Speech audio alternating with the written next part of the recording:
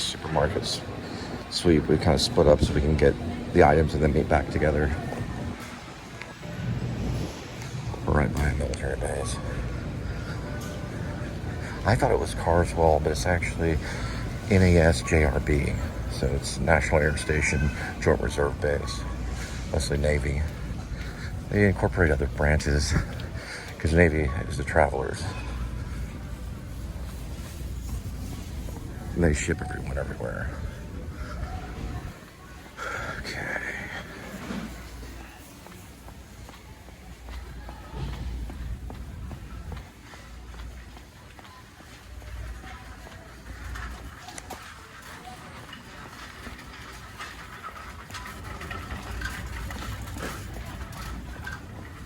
Cat.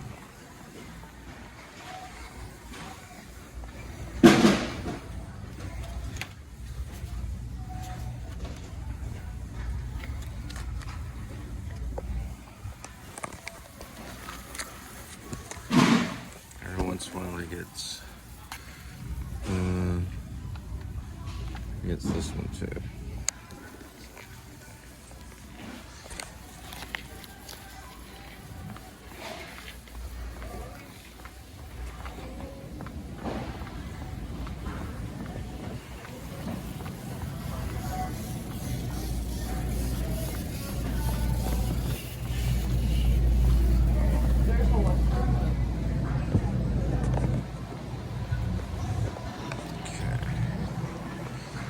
Going with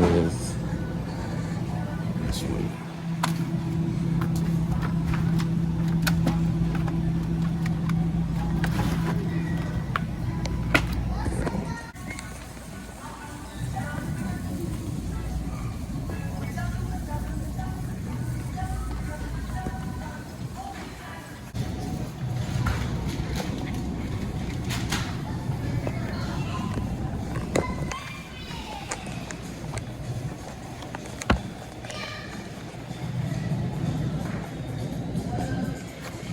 Online prep for picking up groceries online.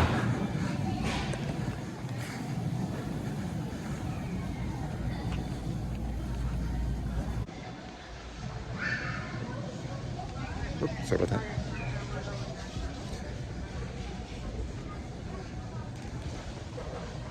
Alright, I'm waiting on Linda, so now I have to find a way to move at a speed so she can get here with the food. Consistent line right here. So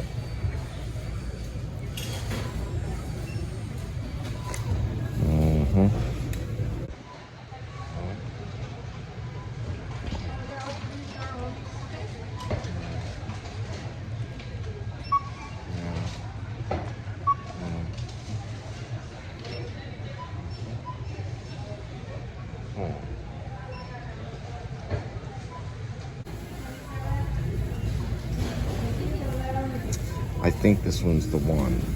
I'm thinking probably.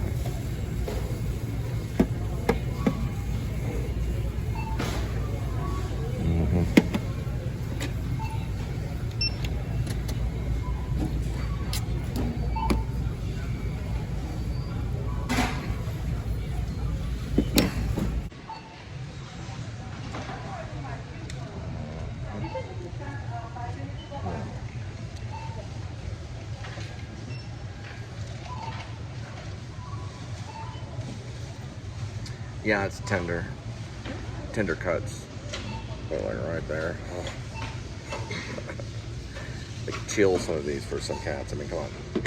Got another one right here.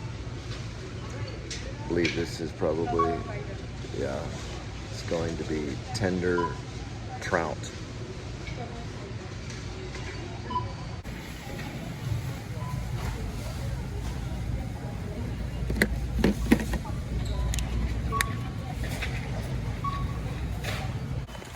Which one I scanned just now. So I'm gonna do this right here. So it's gonna be the FF 3-ounce cat. So I'm thinking if it was this one, yeah, I think it was this one. So somewhere on there it'll say 3 ounces. Yeah. It's this one.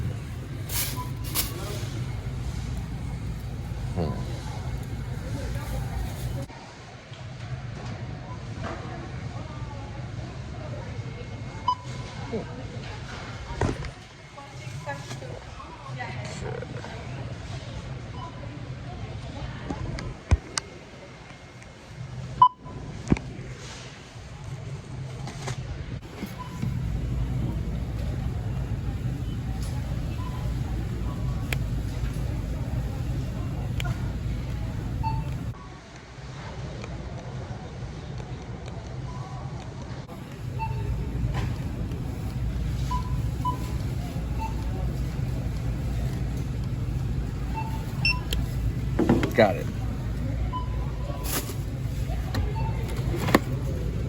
And you already got that there. So this would be non-snap, and we have to wait for snap.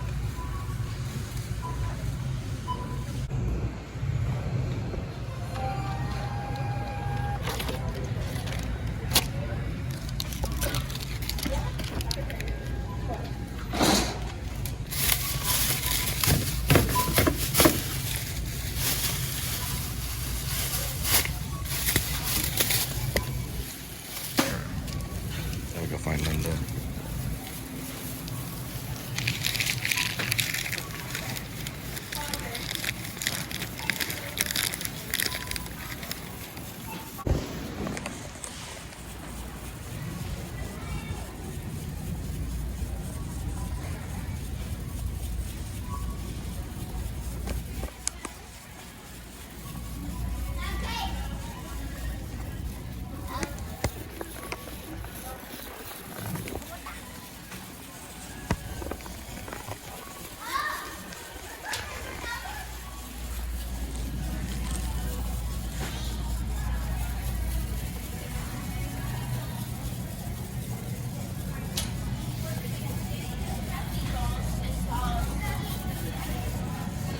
Freaking time traveler.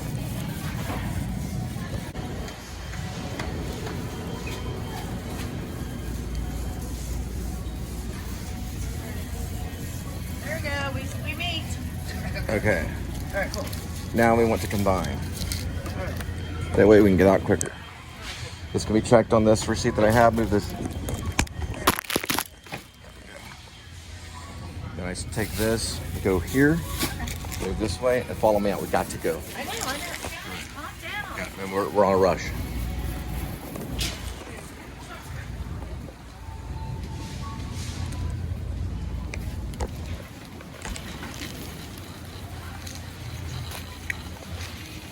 Like picking up more chicken.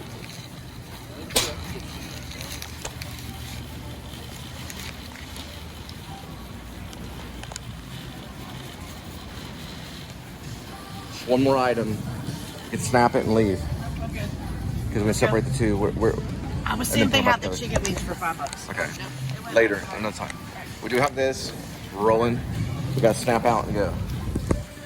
All right.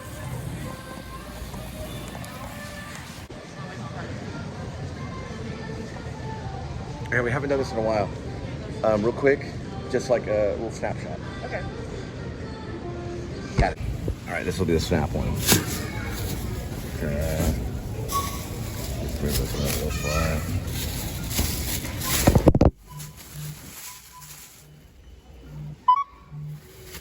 It's making a weird noise. I know. Use this thing right here. If you bring that basket over, Quit rushing. I can get it when they're all right here. Yes, you could. Okay, I guess okay. And I already got the beer earlier. And you already got the beer earlier? Right, this will be a snap out. Okay, ready? Oh, don't forget, Okay, here. that over there.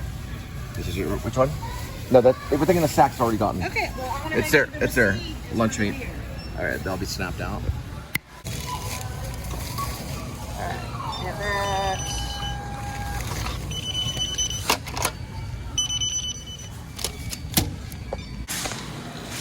Thank you. Got it. All right. They do that to just reveal digital video. They know it's not 35 millimeter. They still don't know though, because you can fake that. Napkins? Yeah, that'll work. That'll work.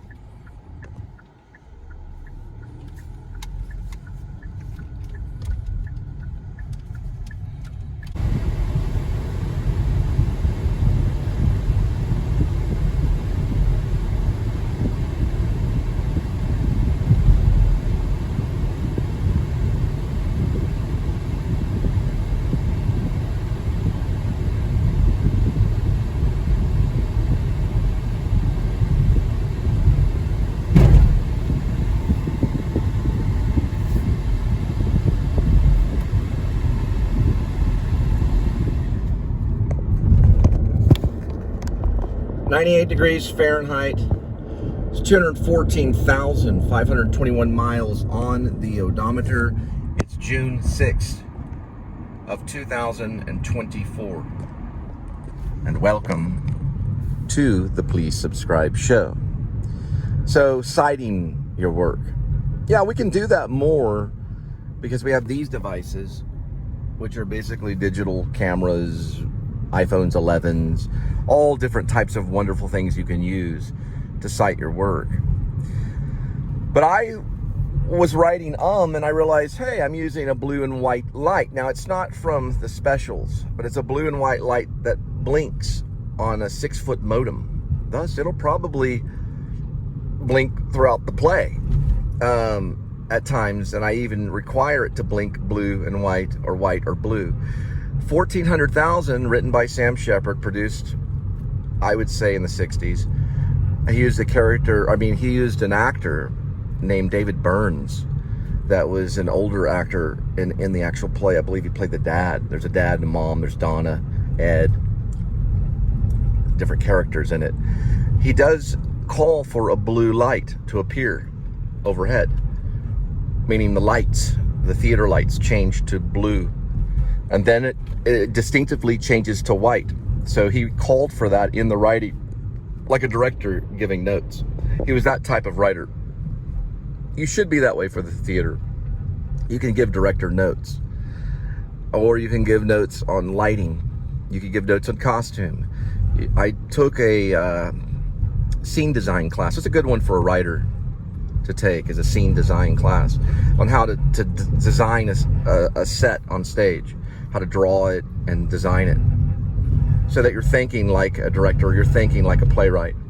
Now, if you take a playwriting class, they'll refer to setting, but they may not draw. They might draw, they might not. Costumes, you draw the costumes. You paint. You can even paint the costumes if you want. But you can draw out, like map out. You take a sketching piece of paper. You can sketch it on a piece of paper. You can do that in the play. So that way you get an idea of what you're dealing with. The hardest part in writing a play is if you add a grandfather clock at the beginning, then you want to use it throughout the play. You don't want it to just sit there unbeknownst, unless you do it intentionally. I think I had the cat kind of sitting in a corner. He doesn't speak, he only says meow. So now I have him doing things like coming in, kind of looking at us, and then looking away to the audience, so that there is some breaking of the fourth wall, and it would be the cat. So if the cat's invisible, we wouldn't see that, unfortunately. But if the cat is a person played by an actor, we would see it. And if it was a well-trained feline, then it would be amazing. And it would probably happen because the cat would be looking at the audience going, what the world? If you could contain the cat within the set, you'd have to work with professionals that know animals. I do make that note for Edmund the cat.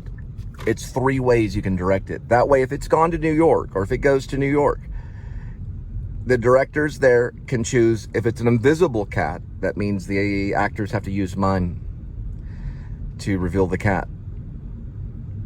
Or if it's a real cat, then they have to have trainers come in and train the cat. Or if it's an actor, they can email Sarah Jessica Parker and ask her, how did you play a pet? And she's going to get annoyed because people won't even know to begin. Try the actor studio. They'll teach you how to play a pet.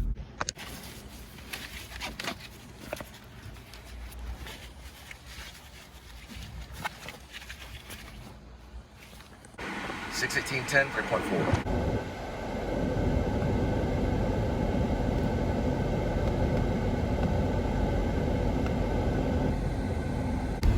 Blink 182 is Tuesday, June 25th.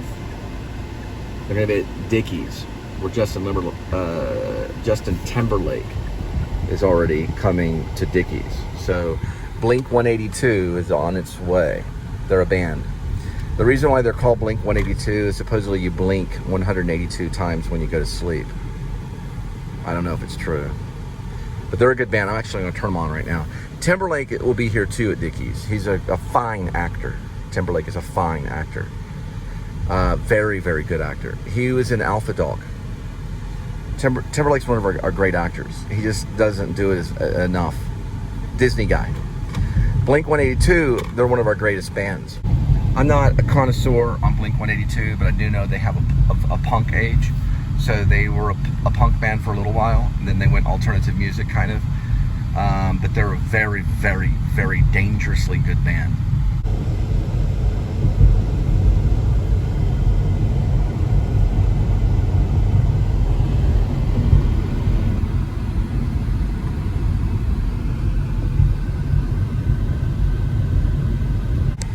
On that song, you know, this song gonna last forever, forever, forever. That Blink 182. They got a little segment where they sounded kind of cool towards the end.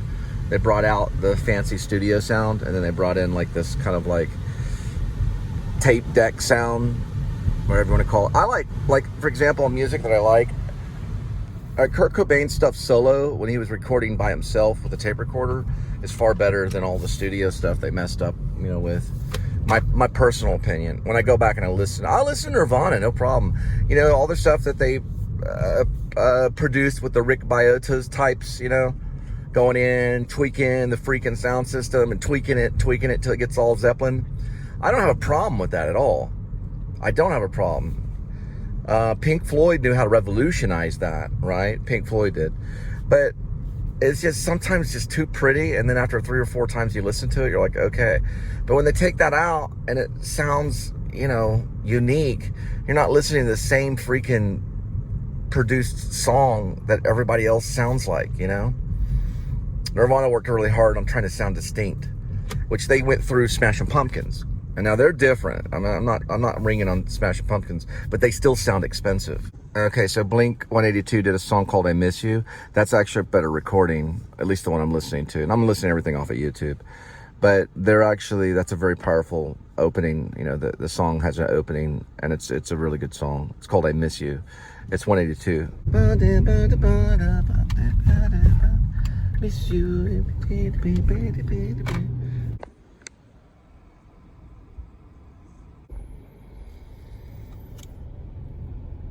You can use the entrance on the side of the building, second building, enter gate code, walk through the courtyard and go right, turn left, and down the hall. All right, this is like Doggy Digs. It's basically a daycare for dogs. It's boarding and grooming. They also have a social space, Fort Worth, which is right here, Mural City. You can see the Instagram stuff. It says Brad Smith, love life, I am a man, eat and give, Rambo exhibition and just some jazz.